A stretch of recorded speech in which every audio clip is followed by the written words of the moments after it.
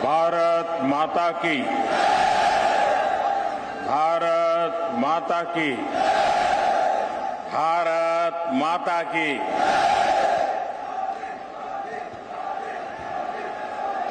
बुंदेलखंड की जहां वेद व्यास की जन्मस्थली और हमारी बाईसा महारानी लक्ष्मीबाई जी की जहां धरती पे हमें बैर बैर बीरा अबे को अवसर मिलो, हमें बहुत ही प्रसन्नता। नमस्कार। उत्तर प्रदेश के लोकप्रिय मुख्यमंत्री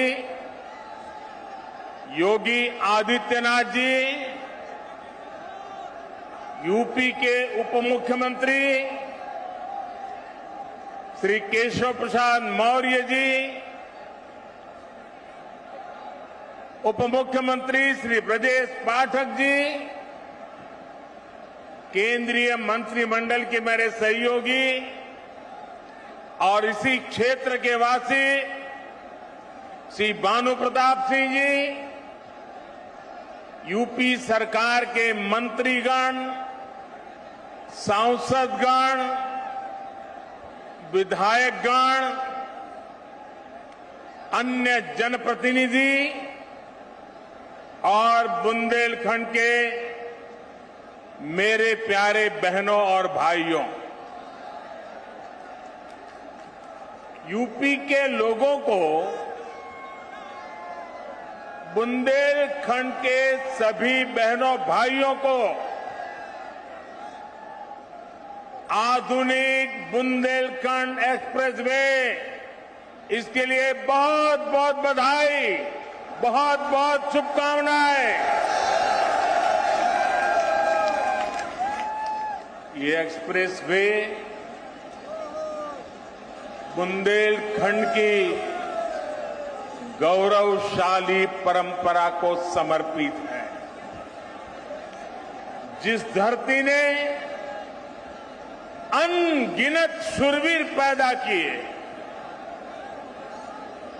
जहां के खून में भारत भक्ति बहती है,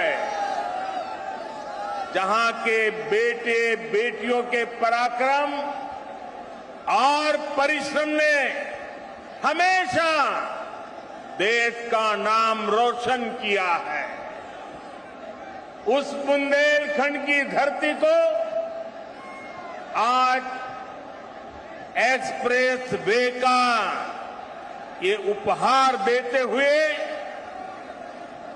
उत्तर प्रदेश के सांसद के नाते, उत्तर प्रदेश के जनप्रतिनिधि के नाते मुझे विशेष खुशी मिल रही है। भाइयों और बहनों,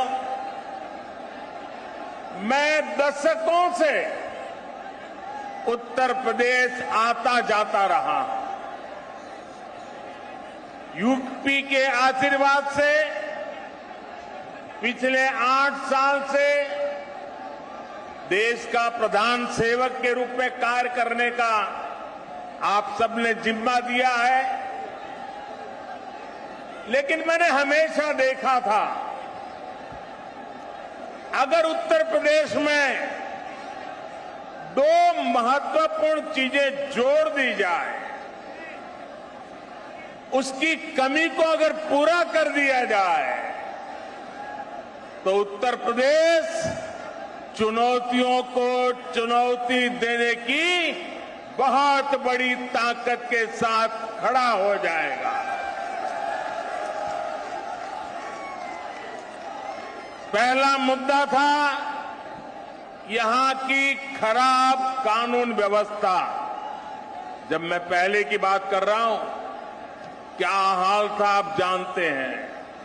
और दूसरी हालत थी हर प्रकार से खराब कनेक्टिविटी। आज उत्तर प्रदेश के लोगों ने मिलकर योगी आदित्यनाथ जी के नेतृत्व में उत्तर प्रदेश की पूरी तस्वीर बदल दी है।